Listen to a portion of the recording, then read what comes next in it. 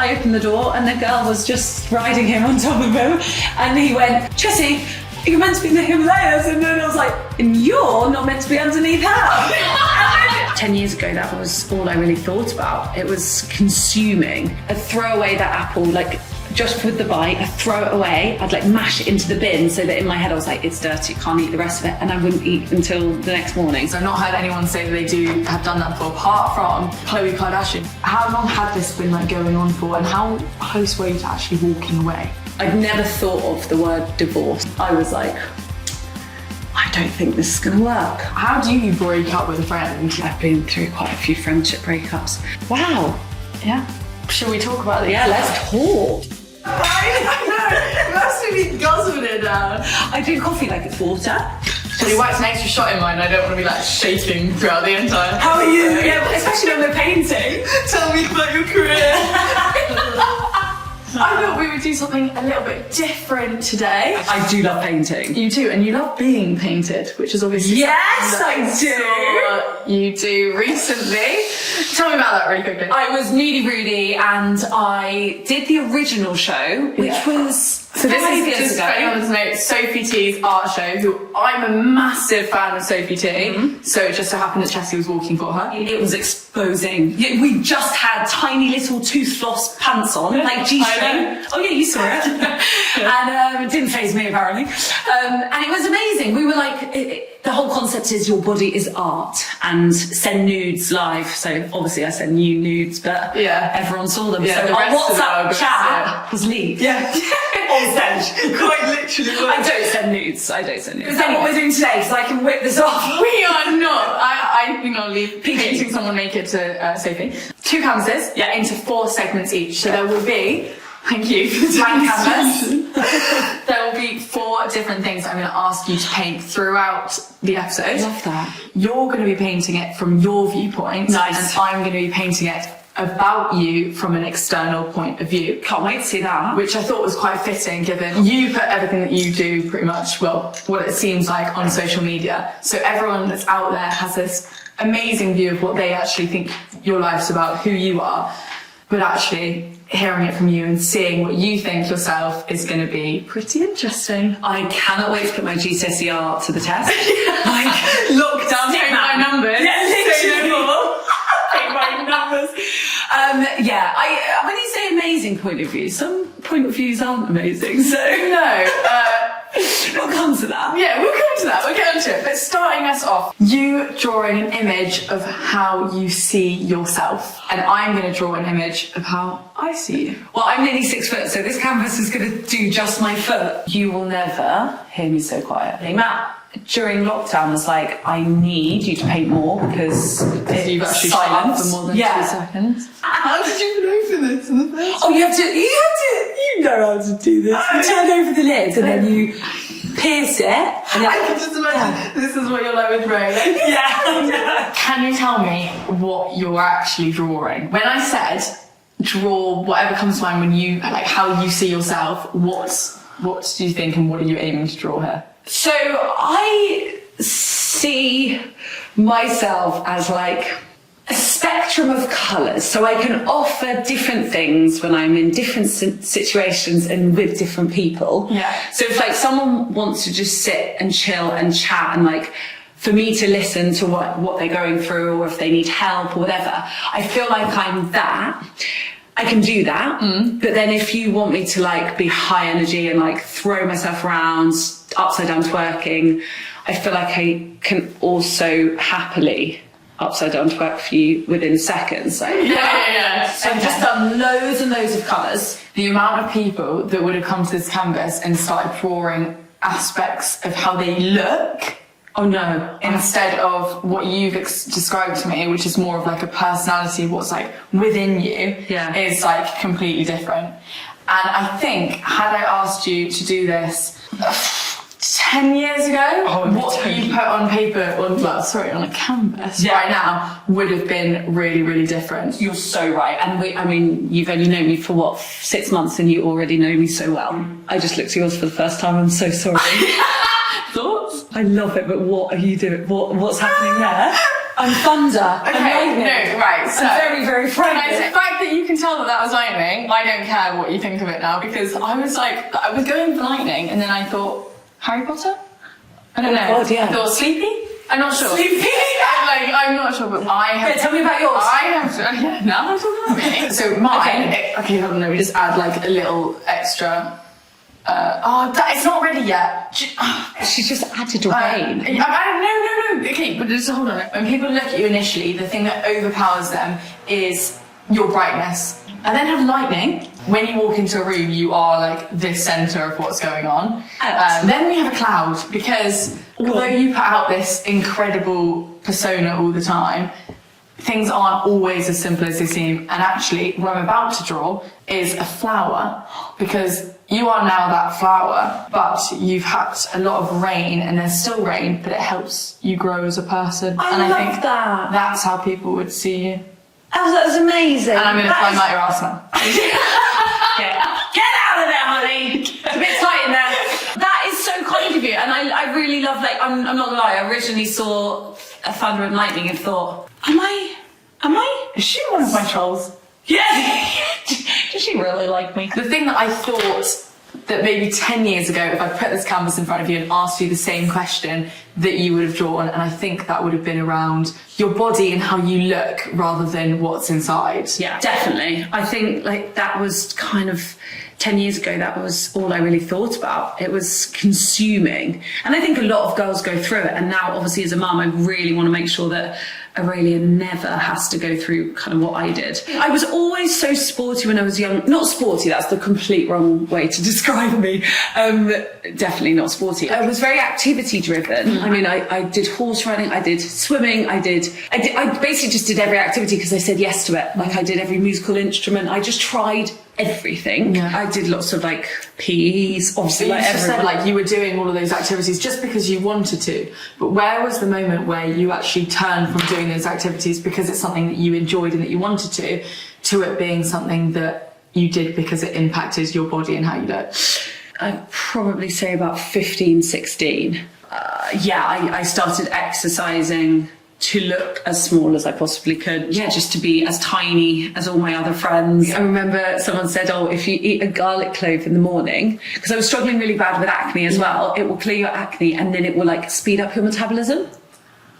And like and then I exercised in bin bags. Everything that I was told, I just tried. Everything I was told that would make me smaller, I was like, oh, let's give it a go. At that point, who were you doing it for? Probably a mix between, I'm going to borrow some yellow. It was probably a mix between the boys at school, because they would also add to the whole, you're the same size as us, if not bigger. I think I was almost doing it to prove to myself that I could do it. Like I was so proud of myself when I wake up and my tummy was like rumbling. Like it sounds so sad to even say, like I would genuinely eat a bite of apple in the morning, I'd throw away that apple, like just with the bite, I'd throw it away, I'd like mash it into the bin so that in my head I was like, it's dirty, can't eat the rest of it, and I wouldn't eat until the next morning. So I've not heard anyone say they have done that before, apart from Khloe Kardashian, who apparently throws her Diet Coke over her food so that she can't touch any more of it. What? Yeah. Well, that, like, I say what, but that's you say like you're surprised, but actually that's what people were doing back then as well. That's so interesting. I think back then it was, even though we didn't have social media, growing up to kind of portray this image of perfection, we had all the magazines that at the back it would say like a celebrity's diet, and it would be like, I don't know, 600 calories a day. And it's just so weird to think now, like we have, I think with social media, it can be so triggering for younger girls and it can add to the problem. But for me, it's allowed me to like break free from that disordered eating and that like brainwashing of I need to be smaller, to when I was pregnant, I wanted to be the biggest I could possibly be, because the bigger I got, the closer I was getting to meeting Aurelia. Like, yeah. And that was so liberating for me. Yeah, but you touched on social media there, and obviously, no matter what your size is, whether you're tiny, whether you're bigger, you're going to get comments on things, and especially when you're in the public eye. But how did you, and do you ever actually completely drown out that noise? I've kept that like saying in my head, like, be your own best friend. Your body is your home for like the rest of your life. So look after it for future you. And that's genuinely why I go to the gym now. I'm like, I want to be able to run after my grandchildren. I want to be able to pick them up, like all the functional things that I forgot about. Like going back to my childhood, I did all these things and I never thought of my body doing these things for me. I was just like, how cool that I get to go to dance and how cool that I get to go horse riding. Not like, oh, my legs when I sit on a horse spread out, or like all these things that we take for granted when we're younger. And then as we get older, we're told they need to look different. Yeah. And now I'm back to that like childhood me. I'm looking after my body now for future me. So if you were to sit down with someone now that was in the same boat as you were 10 years ago, however long ago you would say, 15 years ago, and they needed one piece of advice to move away from the disordered eating that they have, what would you say to them? It might sound really morbid, but I think of 8-year-old me. 80-year-old you? Yeah, 80-year-old me. And I'm like, what would she want me to do right now at this very moment? She would want me to appreciate everything about my body, because when you're 80, you can't do as much. What would she want me to do right now? And that's with everything, with boys, with relationships, with your job. Because then you're thinking about yourself in the future and you're like, okay, I want to look back on my life and go, I did everything that I wanted to do and my body didn't stop me at all. And I always think back to like my favourite memories and I'm like, none of them have anything to do with how I look. Yeah. No one that loves me cares about my body, really. They just want me to be healthy and happy. Yeah. They don't think, oh gosh, she's put on a bit of weight, because they love me. Like, surround yourself with people that genuinely do think that about you. When I wake up in the morning and I've got a voice note from you, it makes my day, because energy is so transferable.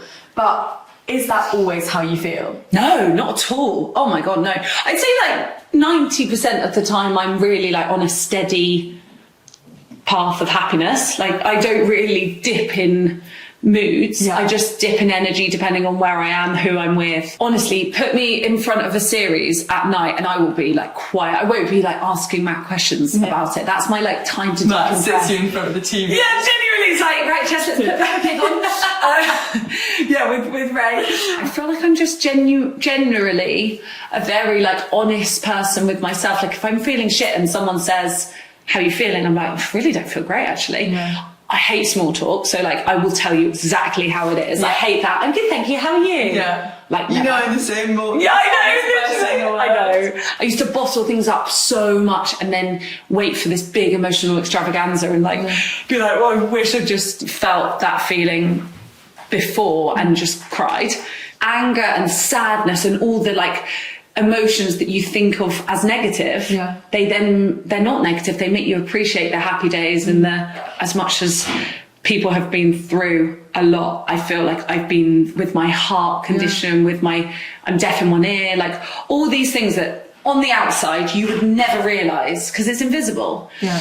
The deaf in one ear explains your volume a lot of the time. I'm so much my mum says that, she's like, Jess, the whole world doesn't need her. You trying to tell me something that's private and I'm like, yeah, there's people on the table next to me. But if you were, I'm someone personally that struggles with, like, my mood goes up and down all the time and I find it really difficult to regulate how I'm feeling. Often, you know, you'll wake up in a bad mood, but what would you say is like the way that you make sure that you can start to feel better if you are feeling down? I think it's really easy to rely on some other people. Like, my brain just went to, I'd call a friend and tell them exactly how I feel. But you can't rely on other people to bring you that happiness because you spend the most time with yourself. So I like to reset. I will take myself outside, even if it's raining. I'm like, I don't care about the weather. That's one thing I hate talking about, the weather. Small talk. Oh, God, stand it. Listen to good music. We've got this amazing playlist, Ellie and I, that put it on in my ears. I mean, they're not the happiest songs, are they? No, but I love it. Even when I'm sad, I put that playlist on. I don't know, feeling it as well and like letting it out really helps me. Yeah, definitely. You need to stop touching your hair with paint in your hair. Oh my God, I've got paint in my hair! You've got like a blue strip. You can barely see baby! And then FaceTime your best friend and be like, this is how I'm feeling. Yeah. Like, take me out of my own brain, because someone just needs to hear it sometimes. Like, Don't feel like you're just dumping it on them, because that's what best friends are for. I honestly feel like I'm Ray and you've taken me to a paint class and it's so embarrassing. I love it, honestly. Do you like it? Would you put this up in your like newly decorated house? Probably behind something. Maybe behind the cupboard, and then I just know it's there. Yeah, that is chaos. Like different shapes. That is chaos. But it's still so bright with a hint of, moodiness in there somewhere. Sorry, as everyone does. You're just pushing my... Stop kicking me. I'm not kicking, I'm just touching you with my foot. Sorry. Oh my god, Alice, what is this one? chocolate? Because... I'm going to go for this one because I actually decorated this one. As you can see. Wow. I know. When you said I'm making you chocolate strawberries, I fell in love with you a little bit deeper. I see you as a glorious human, but when you said that, I was like, she needs to be knighted. And I actually ate one on my way here, and I thought it was going to be really subtle, and then I got here and there was not chocolate all over chocolate. So that's cool. Okay, so the second painting, is how you see yourself in relationships. I think it's something quite topical with you at the moment. Relationships, obviously, a recent Instagram post that you put out about your relationship with Matt, but we're talking relationships, romantically, relationships with your family, friends, love. However you see that term, what are you painting? Okay. Right. Got an idea? I think so. Did you put red on my paintbrush? Did I? I don't know. I don't know. People that have followed Matt and I, or just Matt or just me, from the start of our relationship, kind of see us together as like perfection. Yeah. I was like, I can't be having any of that. There is so much on Instagram that's like, when you meet the love of your life and you're so happy and they speak the same love language as you and all of this. And basically, since having Aurelia, our relationship has changed a huge amount, and I always knew it would be. The one piece of advice that everyone said when I was pregnant, was remember you two came before you three. So like always prioritize your relationship. Matt was really struggling with his mental health, and he's spoken about this on his Instagram and to other people and friends and whatever. And I was really struggling with that because he, one, was saying he didn't want another baby.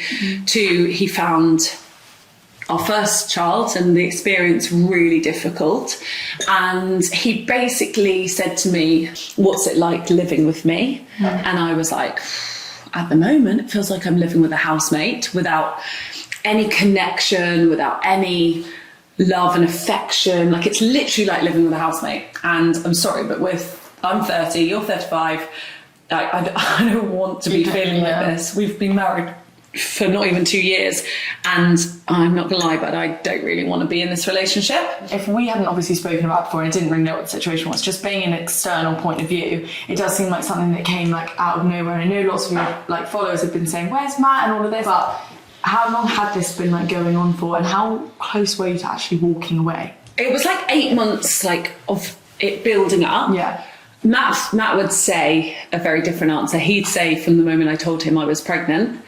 And I feel like a lot of people hear about like postnatal depression for women and mothers, but not really from the father's side. Almost, it's not even postnatal depression. It was during my pregnancy that he started feeling this like horrible, anxious feeling of like, it's a new responsibility, I'm not going to be able to step up. Just all of these feelings that he'd never experienced before.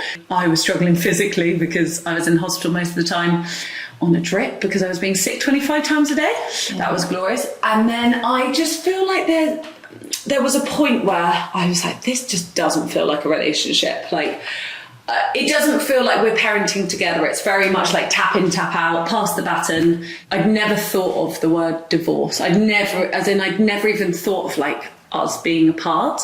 And the first time I really considered it was probably just before Christmas. And I was like, I don't think this is going to work. We've been together for 8 years. And I think the longer you're with someone, obviously the more you're growing. And I feel like we were just kind of growing separately. And we were like doing things very independently. Like, he'd go off and work for 2 weeks and he'd come back, and then I'd go off and work for like a week, and then I'd come back, and we were doing very little together. I basically said, let's strip it back down to being friends again. Let's show Aurelia how we were before she was around, before she was born.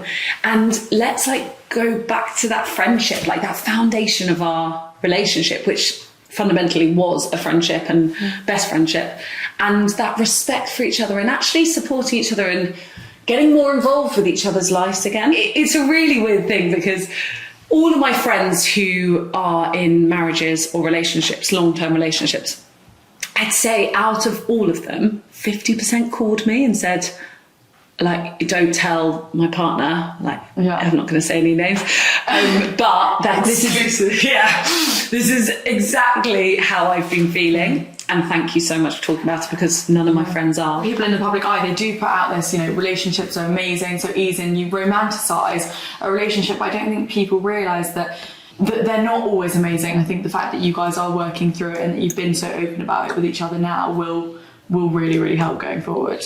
I hope so. What would you say is a good relationship? And if people are sort of, looking for a relationship now and they're looking for qualities in someone that they want to be with, what would you say are the most important things to look for? I would say having someone that really believes in what you do. Like, my ex-boyfriend would laugh at anything. Like, I'd pick up my phone, it was just as I started like Instagram, and I think stories had just come around, and I'd speak to my phone, and all my presenting that he'd watch, he'd be like, what? I just don't get it. Why are you chatting to your phone, or why are you interviewing? Yeah. Like, just you so don't feel awkward enough doing it straight in the exactly. With someone that's what you do. And I think so. Yeah, having that respect for each other's careers, and not just careers, but each other's lives. I would say that obviously, despite what Matt and I have been through recently, having your own like independence in a relationship together, like, you can still do things separately, you can still carry on your life, like looking for someone that enhances your life instead of taking away things is like, I'd say up there as top priority. Like, anyone who just like elevates your life, not, oh, you can't see this person, you can't do this, like, they want to join in, they want to like just like kind of get into your life, like step into your shoes. Okay, well, that's obviously going off like when you meet someone in person, which doesn't happen all the time now. So 2 questions based on dating apps. One, if you were on a dating app now, or you could tell people, give people advice of what to put of themselves out on a dating app, what would you say to girls about that? Right, so I'd have a photo of you with your mates, with your best friends, where you felt really, really good and confident, and you were just having a really good time. I would say kind of pick out from your camera roll your favourite days instead of your favourite photos. Yes. The only time I really ever used a dating app was when Tinder had like not just come out, but it was like a real thing. Yeah. Everyone was like, oh my God, you're on Tinder.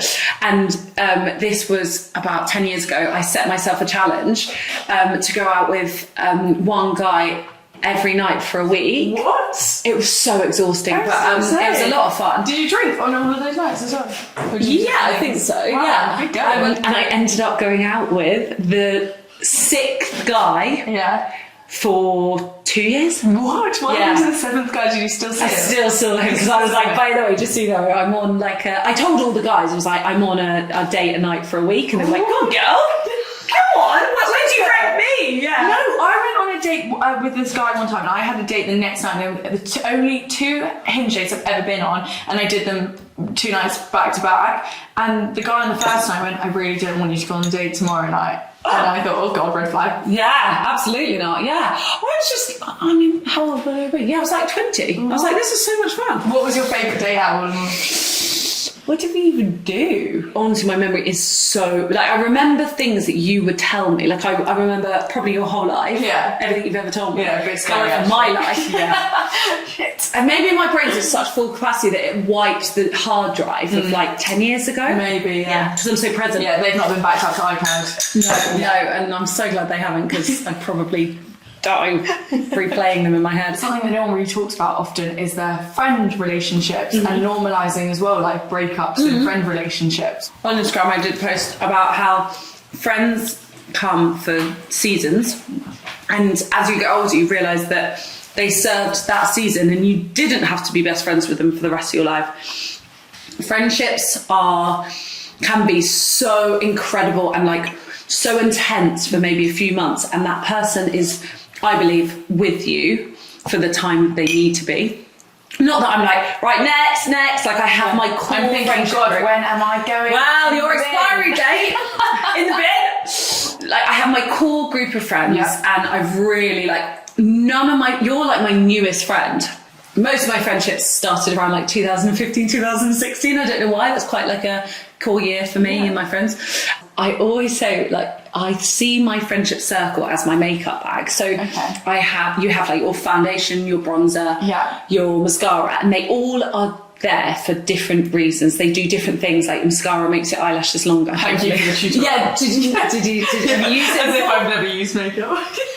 No, that's how my brain is working. So you have your friends for different like moments. You have your friends for different reasons. Yeah. Like I know my friends so well that some of them I wouldn't be like, come round and have a chilled evening on the sofa. Like some of my friends are so high energy that couldn't think of anything worse than sitting down and chilling. Yeah. And I feel like you can't rely on one person to give you all of those things, to meet all your needs.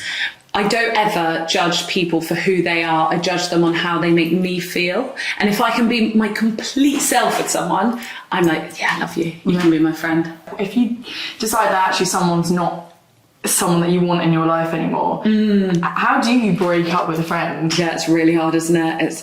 I've been through quite a few friendship breakups.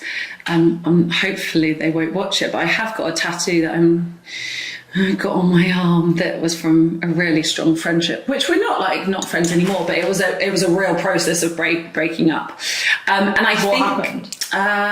We just I always think, as much as it sounds lovely to do a business with a friend, at a young age, I just don't think you need to bring business into it all. You can be best friends with someone and not have to live with them. Like I always think, living with someone, I know that you live with your best friend, but you just don't need that extra dynamic. So I think to break up with them, you first of all analysing your relationship, and when you spend time with them, notice how you feel. Notice if they're listening, if they're asking questions, if it's just all me. Like there's a lot of relationships that are kind of like vampires and they suck the energy out of you. There's a lot of radiator, warm relationships that make you feel like, oh, this just feels right. If you feel good and you walk away from that lunch or whatever and you're like, oh, I feel so good, like feel listened to, I feel that was just so much fun, then amazing. That's a sign of a good, healthy relationship. If it's got to the point where you're like, I really need to have a chat, I think the more honest with your friendships, the better. And don't be afraid to just be like, look, that really upset me, or you didn't actually listen to what I was saying. Just be honest, because what's the point? If they're a true friend, they will be able to take it. Wow. Yeah. Shall we talk about it? Yeah, let's talk. Mine's about layers. Okay. So I feel like the different layers of my friendship, like that foundation that you kind of have to set at the very beginning of a friendship, like that, the fun, the respect, the being each other's cheerleaders, like you set that foundation. So that's the bottom layer. Turn it around for some context. The bottom layer, which is that's the core of your relationship. And then I feel like the more you get to know each other, the more you build on top. It's like layers and layers of chocolate cake. Yeah. The top is where I'm at now with loads of my friendships. I've got that, I can dig deep into our relationship, but actually it becomes lighter and more fun and less not that it's ever serious, but the lighter part is where we're at now. I really like it. Thank you. So I have got some scales. That's what they are. Love that. Can you tell that that's... No, absolutely. I thought they were boobies, but scales is great. I knew that's where your mind would go. But they are scales. So this is basically you. And as you can see, the scales are very equal. You are very, very give and take equally. We'll do this thing when we call each other where you'll speak for 10 minutes and I'll speak for 10 minutes. I think that you're probably like that in all your relationships. And scales do go up and down sometimes, but ultimately level out. Equal. That's so nice. I love that. Yeah, I really like that. And what are the side bits? The side bits is just because I saw yours and you went, ooh. And I was like, I don't like all the white around mine, so I know that when I take the tape off, it's gonna look cooler. Of course, the tape. That's why I've gone out. Yeah. Okay. So cool, huh? Love that. Okay. Third one. I want you to draw your life in a picture, whether that's like one defining moment, a whole thing, anything. Wow, okay. 30 years in one square. Talk to me through what you're painting. Right, so I see my life as one big ride. Like, I have been on that ride, and that's not necessarily saying that everything has been like up and down, like the classic roller coaster, even though that's literally what I've done. There have been so many moments where I have been like just my worst. I've been like a bully to myself, and I've also been my own best friend. But I do feel like, yeah, I'm still obviously on the never-ending ride of life, and I'm just like, I really enjoy going to, like, put me on a children's teacup and I'll sit there for days. Like, I love rides. I love the thrill. I love the thrill of life. Like, I don't want any of my life to be boring. Yeah, I would love my life to be more boring. Really? No, but No. sometimes, yeah. We see what we think is a lot of your life on social media, but actually is only a tiny fraction. About 5% of Yeah. what really, really goes Now you on. know me, you're like, oh, actually. Yeah, now I know you. When you post up, I'm like, that was literally one tiny single snippet of your manic day that I know you had that day. Not that I lie on Instagram, but I can't show my whole. Yeah. That was so exhausting. Yeah, but how do you actually decide what you post on there? Oh, I feel like it depends on the day. Like, I chose not to share Aurelia's face when she was tiny on Instagram, which, not gonna lie, is actually harder than it sounds, like not showing your child's face when you share a lot of your life, and that has limited a lot of what I can post. It just depends. Like, some days I'll really want to just like sit down and chat and like feel that connection with my followers, and sometimes I will just be like, oh, I don't want to show anything. Some things can be kept private, and that's really nice. Not much, no. How do you kind of decide how to keep your following and what you're posting in line with what you want people to see you as? That's such a good question, because I think I've never just, because I started Instagram back when Instagram wasn't a thing, I think I have like kind of shared everything, all aspects of my life. I've never just been a fashion girly or a beauty girly, like, and I think that has allowed me to work with a variety of different brands and not limit myself or pigeonhole myself into one category. I just try and take the pressure off myself, and I'm like, what would I want to see as a follower, or as a like I follow lots of people that I'm so invested in their life, and I'm like, I just want to see, like, I want to see all of it. If you could reinvent yourself now, what would you be putting out there? I genuinely, without sounding wanky, just want to help as many women as possible feel as confident as they possibly can, and like the best version of themselves. And the best doesn't mean looking the best. It's like, I just want them to feel confident in every aspect, in their job, in their parenting style, or in their friendships, in their relationships, in their body, in their brain. Like, I just think that confidence kind of is the core of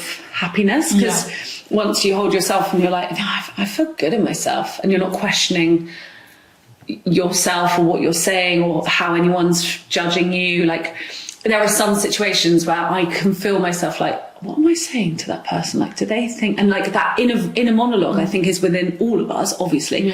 But it's like changing that and going, oh, how nice is this to be chatting to someone that's actually listening to me and not judging me. What would you say like motivates you as a person to do what you do for a living? I don't know, maybe it's just like an older sister. Like, I feel the responsibility of looking after like the younger generation. I used to do a lot before lockdowns and stuff. Would go into schools and just sit and chat to like younger girls and any age group, and I would just sit and chat with them. And I think most of the worries come from what other people think of me, and a lot of it is what other, like the opposite sex thinks of me.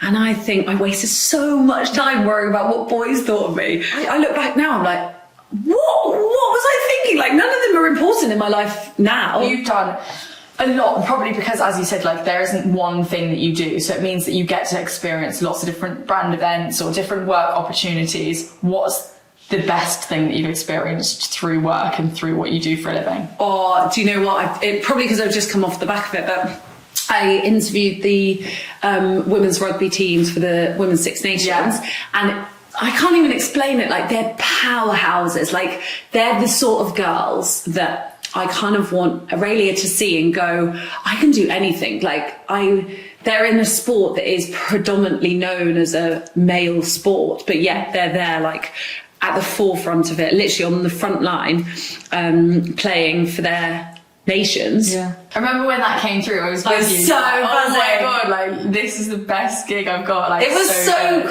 cool. Like, and Guinness are the main sponsor, and like Matt was thrilled about the Guinness intake that I intaked. I drank so much Guinness on that shoot. They'd be like, the pint the pint settled too much, so we just need to do another one, but you need to take a sip of that one so that it then replicates the one that's just for continuity. Just got hammered every day. Absolutely loved it. Outside of a work environment, what would you say is like your happiest life memory? Oh, I mean, most people that have had a child will say it's the birth of their child, but I don't remember it. I was on so many drugs. My happiest, genuinely, was like the speeches at the wedding, because I had my favourite people, minus you because you weren't in my life, around this gorgeous swimming pool. It was like an amphitheatre. I think that was amazing, because I like looked up and I was like, all my best friends are here. Like, I had 13 bridesmaids. They'd all just done a rap.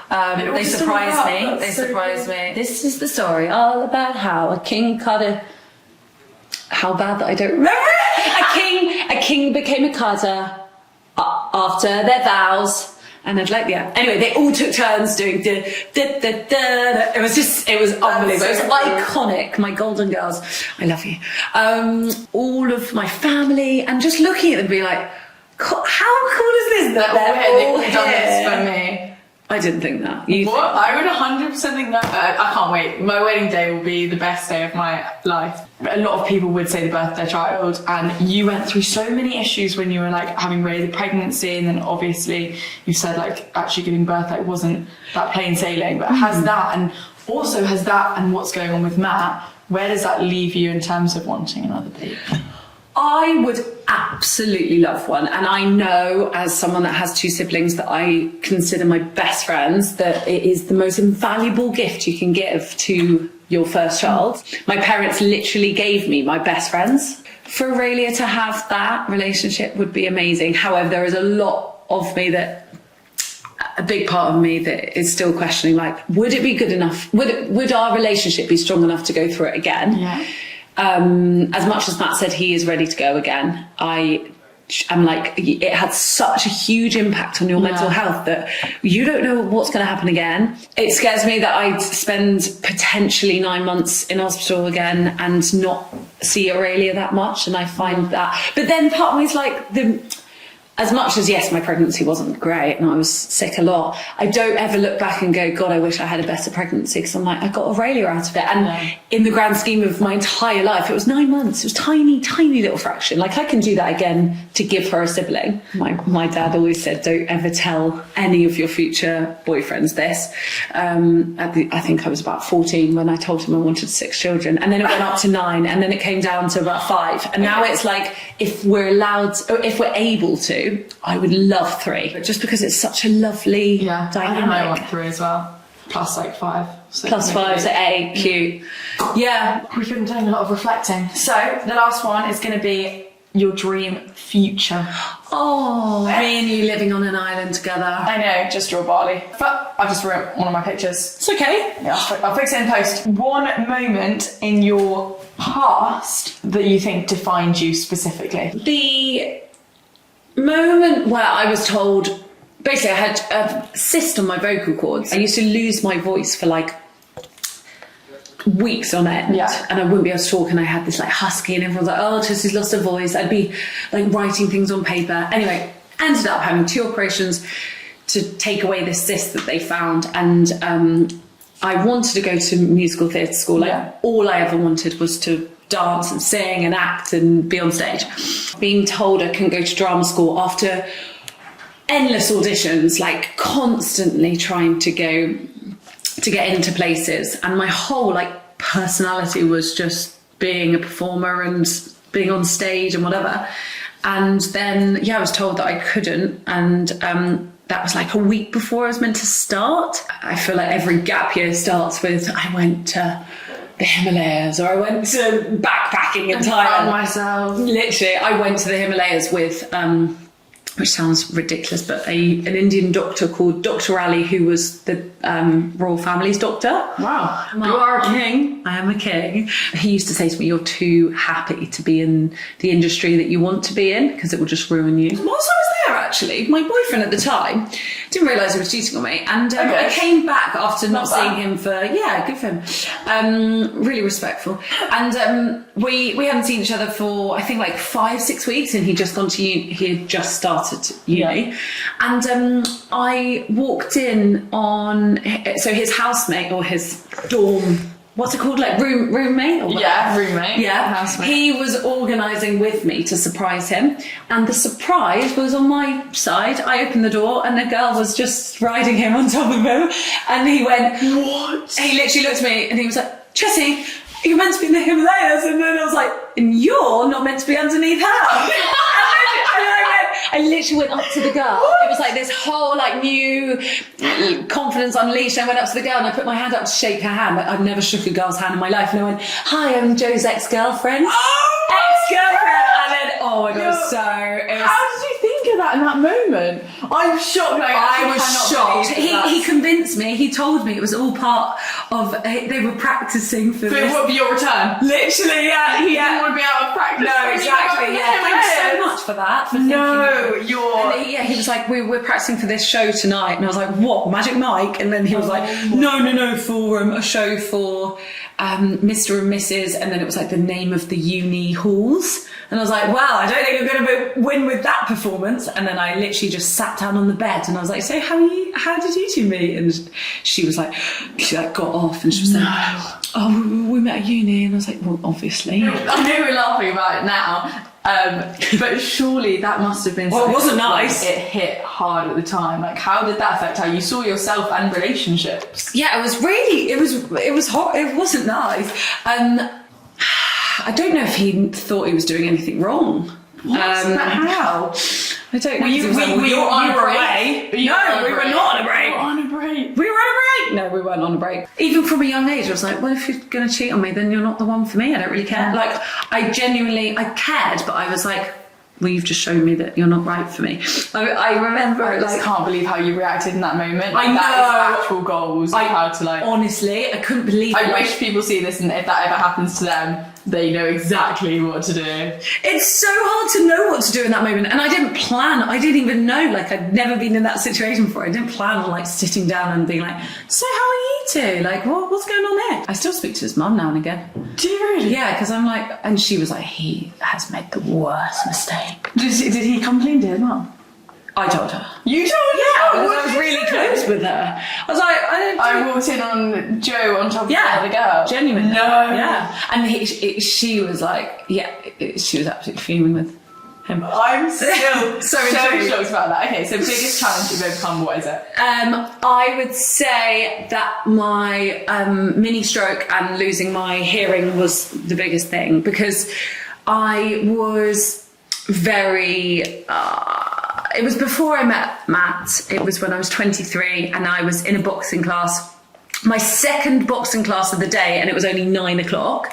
So you can tell how much I was battering my body. I was in a stage, I just burst up with my boyfriend. I just found out my nana had passed away, and I was like battling all the elements, and my way of getting over it all, or trying to grieve it all, or just, I don't know, like, deal with it all, was by exercise. And clearly my body was going through so much that it was like, stop. And the way that it told me to stop was by having a mini stroke in the class, the second class of the day. Everyone thought I was having a heart attack, and I kind of came to, and everyone was over me and I couldn't hear them, and I could just see faces and like their mouths moving, going, you're having a heart attack. And I was like, and it was really bizarre, and my heart rate was 250, and I've had about 30 episodes since then, where my heart rate's been over thing, and it's been over 250, and sometimes it stays like that for like 30 minutes, and it's wild. No! I don't mind. Is that what kind of was a kick up the backside for you to then stop doing what you were doing in terms of putting your body through so much 100%. The doctors were like, what are you doing? Like, you're over-exercising, you're putting your body under so much stress that it's literally gone, help! And then you've had your mini stroke. And honestly, it changed like everything, but it definitely made me stop and slow down and respect my body, because I was like, whoa, you've only got one of these. And I have not heard silence since the stroke. So like 8.5 years. Yeah, Matt probably feels pretty similar now. Hey! He loves it. He would not want a silent life. No, he would. Silent wife, silent life. Silent wife, yeah, silent wife. No, he would. It'd be such a shame. If you could only tell yourself one thing when you became known on social media and your platform started growing, what's the one thing that you would say? Post for yourself and not for the people that have an opinion on you based on 15 seconds of your life, because those negative voices always overshadow, or used to overshadow, the positive. When you're posting things on social media regularly and you know that people are watching, you kind of think, oh, what would the trolls want to see? And that's such a horrible thing to think, like that you literally deceive yourself. Yeah. Why would I waste so much time on trying to please people that probably wouldn't be my friends in real life and don't even know me? You probably walk down the street and they wouldn't say any of that to your face. So don't do it for the trolls. Do it for yourself. Do it for yourself. Okay, yes. I want to see your shirt. R.I.P. Sorry. Thank God it's done. Sorry, Easel. Okay, so I would say that I really want my life to be. There's so much. I'm not gonna lie, I was thinking of your wall more than anything. Yeah, I like it. Pockets of like sunshine and happiness, and like just adding to my life already. Obviously, a lot of what I do now is living for like my daughter and for her life, and I just want it to be like full of colour and happiness and health. That. Yeah, I love it. Okay, well, I'll tell you what mine is. Mine is. This is for your future. So I see your future as island girl on a beach. Yeah, back in Mauritius. Yes. Where we first met. Yeah. And in the sunshine next to a palm tree, and we'll need to get our hair dyed. So yeah, that's interesting. Yeah, what colours did you run? We're on a budget in the future, and we can't get it dyed. We just do £5 packet. Yeah. We do each other's box dye. Cute box dyes. That's what it's called. We look great though. Yeah. Maybe the sunshine dyed our hair like that because we live on an island now, and I love the coconuts and the trees. What's this? Fallen off the coconut. Thank goodness. Although if it did fall, it wouldn't hit us because we're taller than the tree. Absolutely, we're taller than the tree. Yeah. Good. And the water just is always that blue. Yeah, it's actually going to be lighter over there, but it was a cloudy day. No sun. Wow. Very good. It looks like the England flag. That's so cute. I'm just not sure about that. Love you. Thanks for joining my painting. Thank you. Oh, well. That's so good. We need to eat these every time we're together. I agree. We'll make them next time.